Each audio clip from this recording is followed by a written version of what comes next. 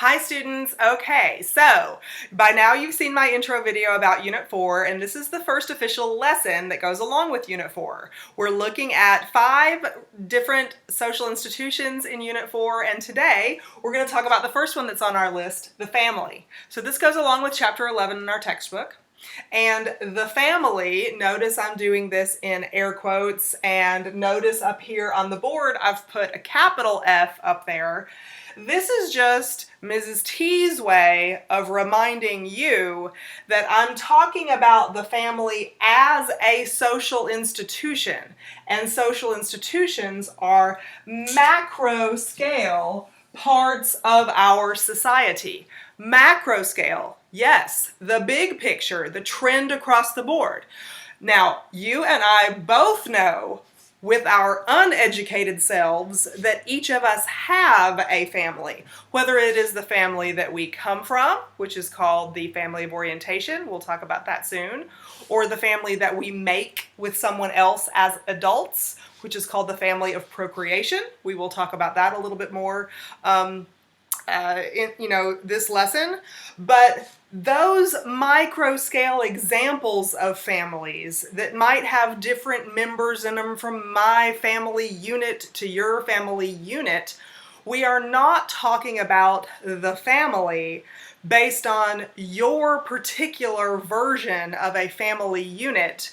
We are talking about the family as a social institution which is a macro scale norm. It exists as a concept on the macro scale. The concept of the family exists on the macro scale in society. It is a norm for people who cooperate together in fundamental units across society, collected together to make society as a whole.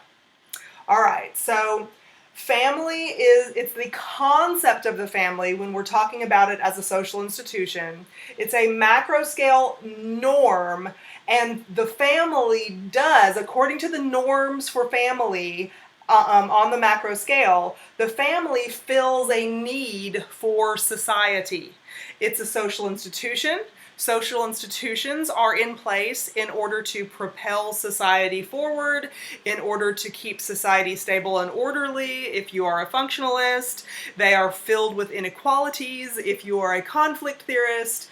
But social institutions are connected to each other in the fabric that we call social structure, and they work together to make all of our daily life on the micro scale. But it's a macro scale part of the social fabric, okay? So, the family is a social institution, and all social institutions are linked together in some way. So, let's talk about one of the first links that I want you to understand about the macro scale concept of the family in any society. I'm going to use our society, the society with which we are most familiar, in order to explain this. But the family on the macro scale is connected to other social institutions on the macro scale. So, a minute ago, well, first, let's examine the sociological definition of family as a social institution. So let me write this here with a capital F on it. That's not a sociology rule. That's just a weird thing that Mrs. T does to try to help you remember when you see this capital F. I got to put my macro scale thinking cap on here. So let's talk about what the sociological definition of family is on the macro scale. Did you hear me say that? Sociological definition of family on the macro scale. I'm emphasizing that with you because I've taught this class for a long time, and you know how my tests are. I ask you to define things for me and put it in your own words. And in the past, I have seen a lot of students make the mistake of not providing me with a sociological definition of the family on the macro scale, the concept as a social institution, and instead give me some kind of concept that they learned in kindergarten from reading a golden book during story time. I'm not looking for that. I'm looking for the sociological definition of the family. And it's morphed over the years. As you're reading in chapter 11, the first few pages will talk to you about how the idea, the concept of the family has morphed over the years. But in general, these bits and pieces, these bullet points that I'm going to give you, must be included in a good and accurate definition, sociological definition of the family. So first of all, the first thing that has to be in a good definition of the family is that these people live together. The family lives together. They are committed to living together. They are committed to living together. That means that I can count on you to be there and you can count on me to be there if we are in a family unit with each other. They live together and they are committed to living together. You can count on me for emotional support. You can count on me for economic support. You can count on me for chores around the house. And I can do the same for you if you're in that family commitment. We're going to share the rent. We're going to share the milk in the refrigerator. We're going to live together and we are committed to doing that. We're committed to being a support system for the people who we live with in our family. Okay, another issue, and here's the first place that you're really going to see another social institution peek its way into the sociological definition of the family, that the family is essentially an economic unit. The family is an economic unit. Now, it's an economic unit because there's a lot of cooperation in this living together situation. You heard me talking about sharing the milk in the refrigerator and sharing rent. Those are economic commitments that people in a family have for each other. Not every person we live with can contribute economically in the same way. Some economic contribution in a family is simply unpaid work. So if you are a child and your job is to mow the lawn and to sweep out the garage or put the dishes away or fold the laundry, these kinds of things have economic value. Taking out the garbage has economic value. If you did not have members who lived together and were committed to doing that, then you would have to pay an outsider to mow the yard, clean the house, fold the laundry, cook supper. All of these different chores that are unpaid work are economic contributions to the household.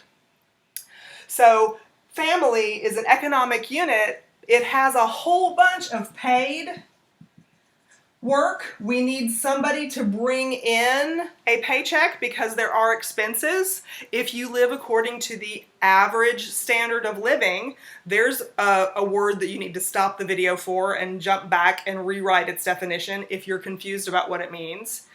If you follow the average standard of living, there's a lot of bills to be paid within a family, within a household. A household is an economic unit. Those bills like the water bill, the electric bill, the internet bill, gasoline, insurance for a car, the car payment, the mortgage, the rent, whichever kind of agreement you have for housing. There's an economic contribution that somebody in the household has to make in terms of being able to pay bills.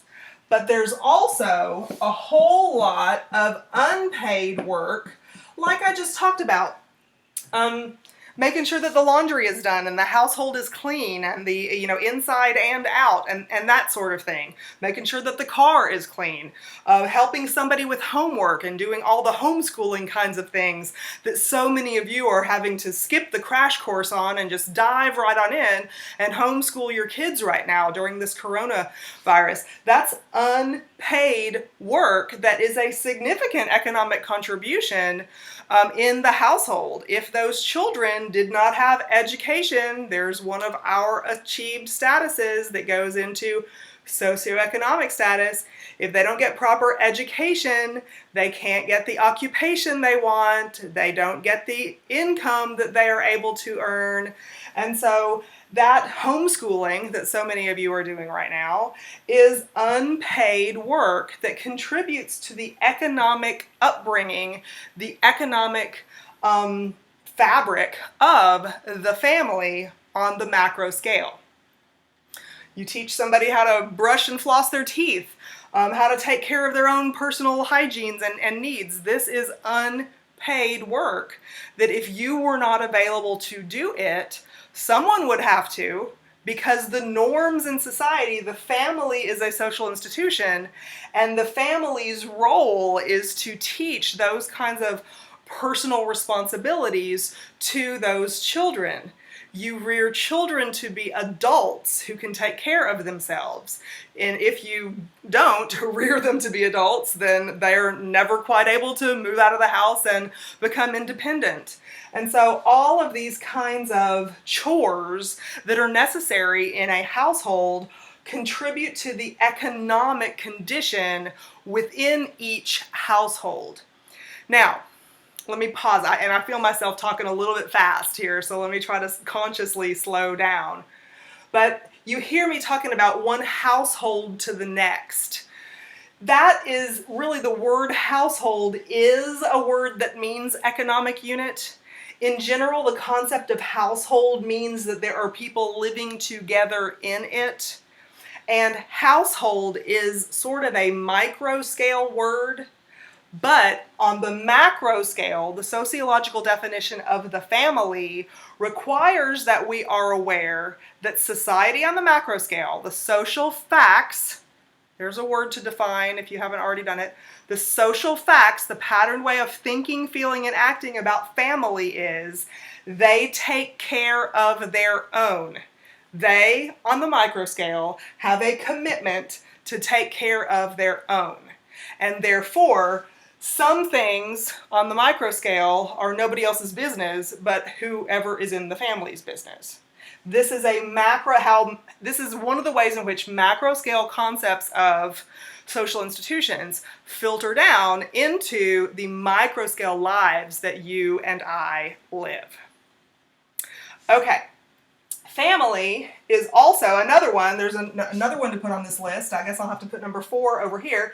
So family lives together. They're committed to doing that. They provide not only economic support for each other, but emotional support for each other. But also the concept of family has this other idea that there are going to be adults in the household to care for young people.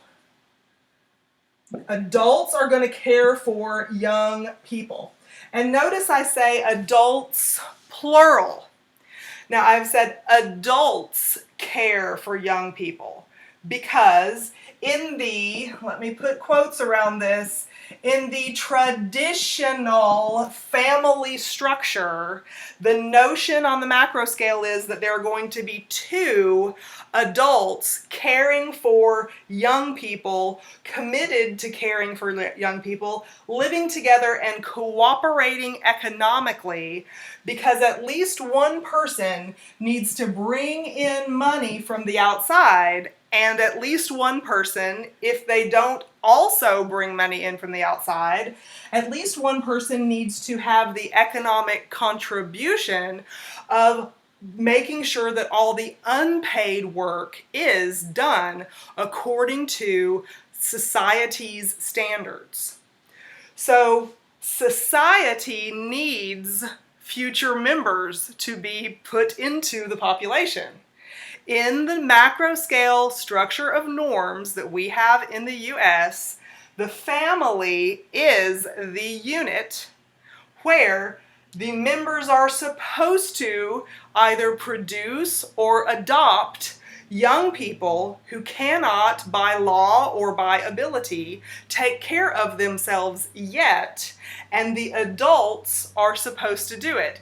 Notice I keep saying adults plural because that's the traditional economic structure of the family.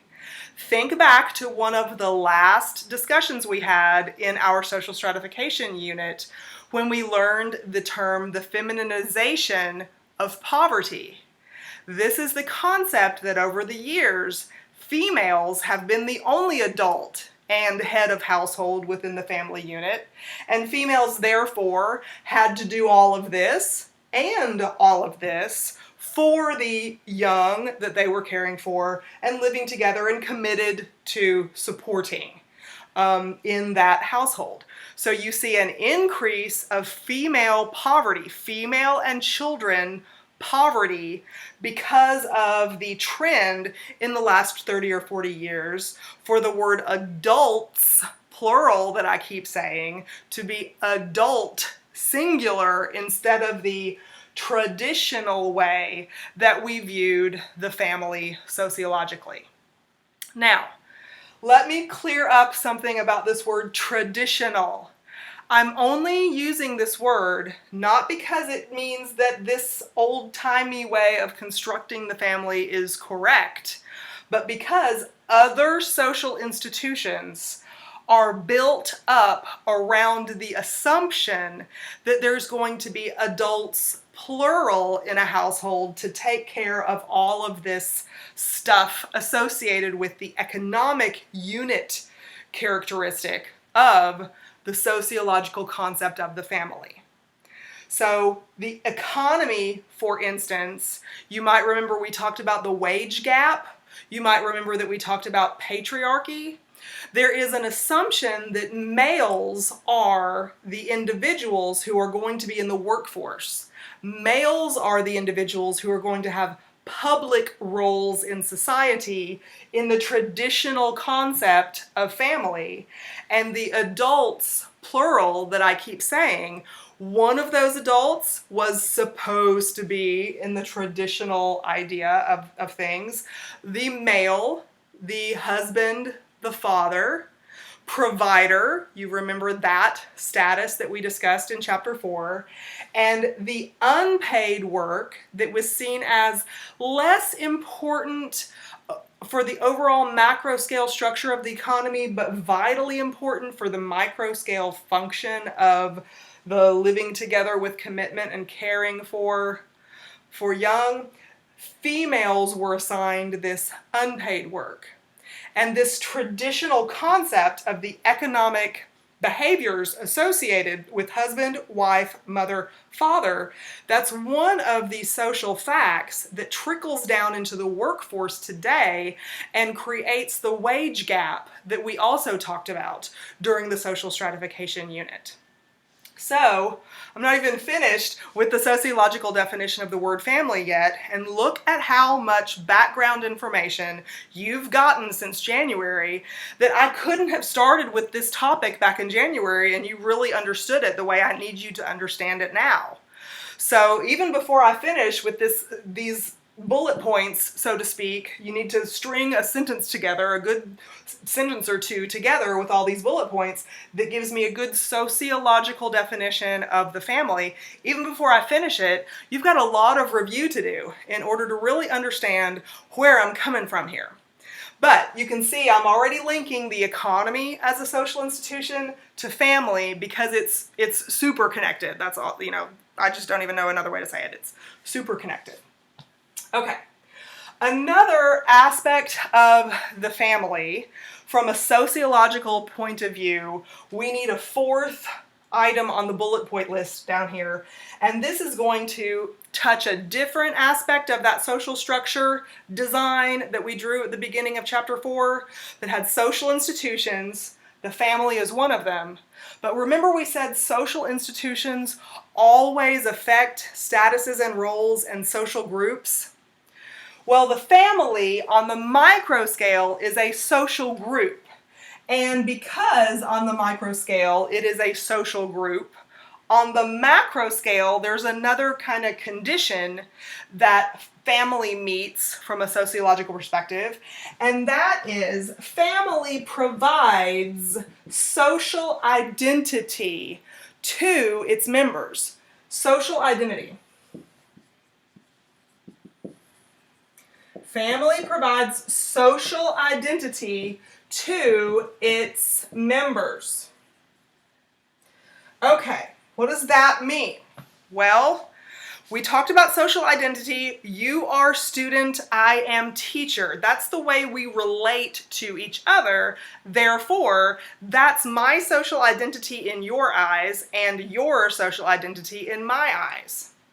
Family is that macro scale concept that is the most fundamental of all other identity creators in society that gives us our social identity.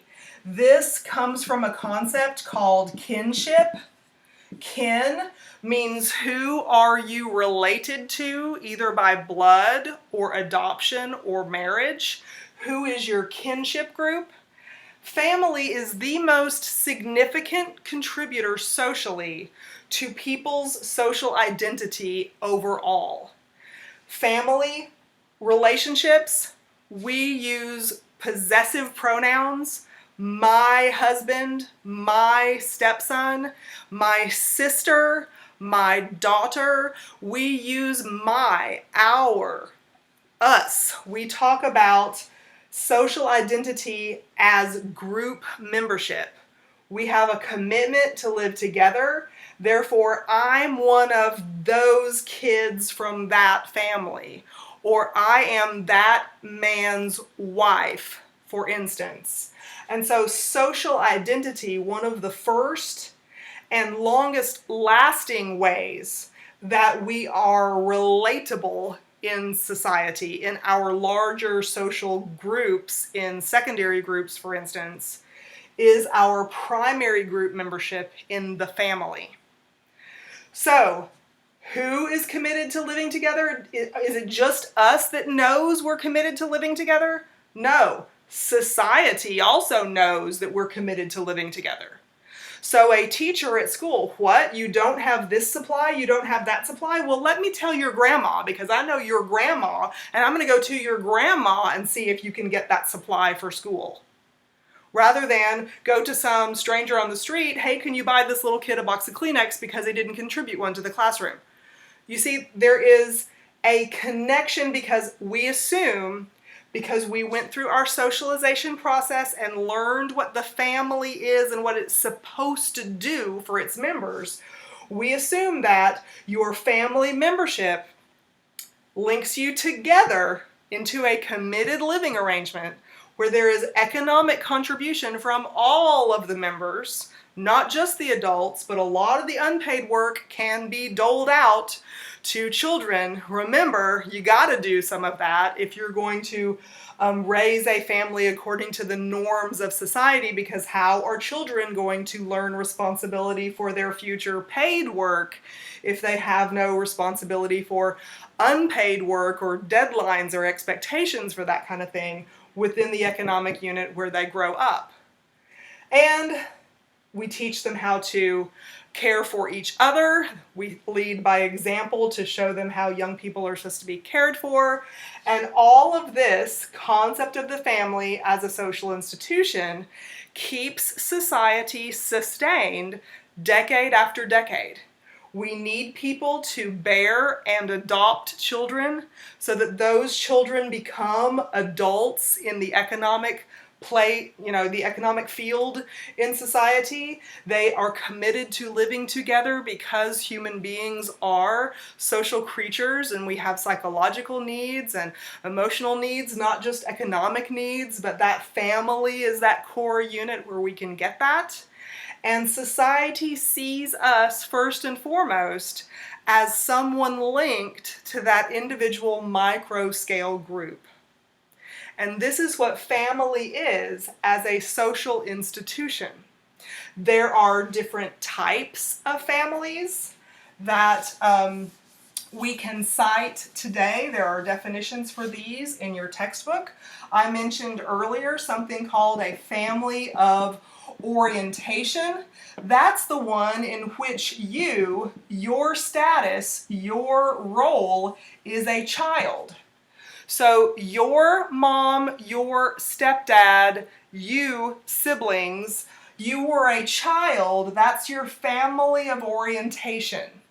In this family of orientation, you have a role You have your social identity linked to it. Your social identity is going to morph as you age, and your role in the economic unit will change as you age. You will be able to take care of yourself more independently as you age, and your commitment to live together with those original people is also going to morph if you follow the norms of society. So there is a family of orientation, but you don't stay with this because you're not supposed to stay a child your whole life. You're supposed to, if you follow the norms of society, create a family of procreation. Procreation means you reproduce. In a family of procreation, you are a reproducing adult. A reproducing adult, or you adopt children to be the responsible caregiver of. You commit to take care of young people. Society, so this is your status, this is the role associated with adult, is doing this and commitment and all of the things that we've just talked about. So you are supposed to, if you follow norms of society, a person is born or adopted into a family of orientation, and as they age and learn all of the norms associated with typical, there's my air quotes again, typical family life, at some point they are supposed to, according to the norms of family on the macro scale, make a family of procreation in which they themselves are no longer a child. There will be children in a family of procreation, but you are an adult in your family of procreation. And these are the basic economic units where people live together with commitment, care for young, teach them how to care for themselves as they get old enough to do so, and have their social identity linked to that group. There's other vocabulary words about family that we can look at and will look at in future mini lessons that go along with this unit. There's something called a blended family, and I actually used that an example of a blended family for a family of orientation a minute ago, in which you have adults that do not necessarily are not necessarily the biological parents of the children that they care for. And I don't mean, when I say biological, I mean they are not the originating parents. They did not adopt or have the children themselves. So if you have a father with his biological and adopted children and a stepmother with her biological and adopted children, like the Brady Bunch, if you know that 1970s sitcom, that's a blended family. Many, many, many, many middle class and upper middle class families in the United States today are blended families. There I've used some socioeconomic terms, middle class and upper middle class. Because family is an economic unit and family is so intricately tied with the economy overall, if you have that traditional structure of two adults in a household with either two outside incomes or one outside income and one person who doesn't charge you for all of the labor that goes on within the household, that's a huge cost savings. If you don't have to pay a tutor, if you don't have to pay aftercare, if you don't have to pay all kinds of different services like to send your laundry out or to have somebody do your grocery shopping, you can have Amazon deliver groceries to your door right now, but the markup, the expense is huge. It's much cheaper to go to the grocery store yourself and buy those things. So when you have a person in your household who has time devoted to that, even though that's not a paycheck being brought in, that's a huge cost savings.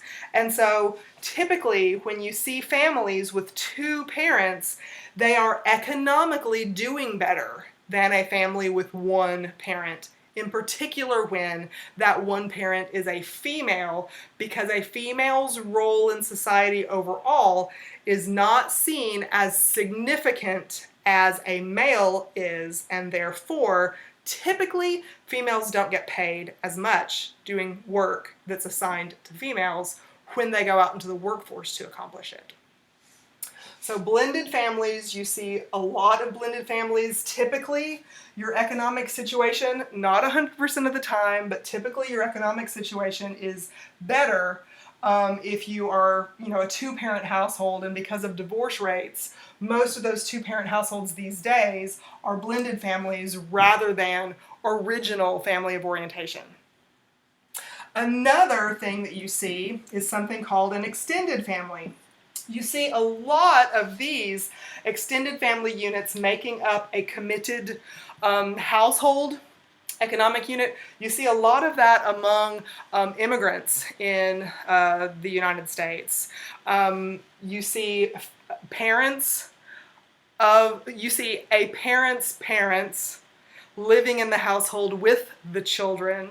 Maybe you see a sister or an aunt or somebody living in the household, 3 generations of a family, or more than merely the parents or caregivers of the children. You have extended relationships like the grandparents who are potentially living in the same household, committed to that economic cooperation.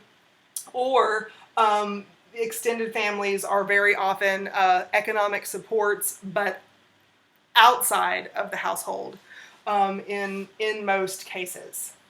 So this is a brief, I talked fast, but a brief overview of the family as a social institution. Please review this. I threw a lot at you in a short period of time. Please review this and make sure that you keep track of all of the vocabulary words that I threw at you in here. There's a lot of review, and so I need you to pay attention to that and text me with questions, and I will see you for the next mini lesson in this unit.